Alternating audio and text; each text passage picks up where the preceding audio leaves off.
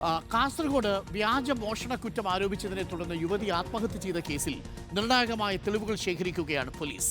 ജസീല നേരിട്ട മാനസിക പീഡനം വ്യക്തമാക്കുന്ന ശബ്ദ സന്ദേശം പോലീസിന് ലഭിച്ചു.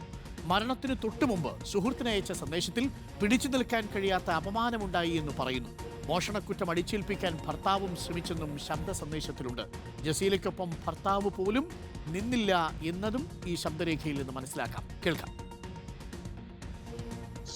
ഒന്നാമത് എനിക്ക് സംശയം വരുമ്പോൾ ഞാൻ തെറ്റ് ചെയ്തിട്ടാ നോക്കാലോ, എന്തിനങ്ങനെ പോയിന്, എന്ത് അന്നെ കുറ്റപ്പെടുത്താനേ നിൽക്കും. പിന്നെ ഒരു കള്ളി എന്നെല്ലാം പറഞ്ഞാൽ ഭയങ്കര ബേജാറല്ലേടാ.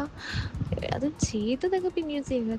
എനിക്ക് ആ പുരയിൽ പൊന്നുണ്ടെന്ന് എനിക്കറിയില്ല, പിന്നല്ലേ ഞാൻ എടുക്കുന്നത്.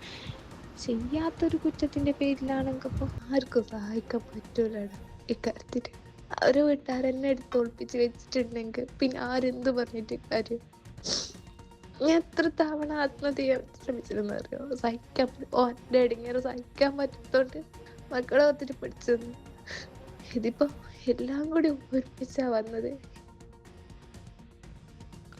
ഇതാണ് അവരെത്രമാത്രം ആ ബുദ്ധിമുട്ട് അനുഭവിച്ചിട്ടുണ്ടാവും. ഈ മാനസികമായിട്ട് സമ്മർദ്ദം ഉണ്ടാകുന്ന സമയത്ത് സ്വന്തം ഭർത്താവിനോട് പോലും പറയാൻ പറ്റുന്നില്ല. മാത്രമല്ല ഭർത്താവ് കൂടി കുറ്റപ്പെടുത്തുന്ന സാഹചര്യം വരുമ്പോഴാണ് അവരിത് ചെയ്തത് എന്നാണ് മനസ്സിലാക്കുന്നത്.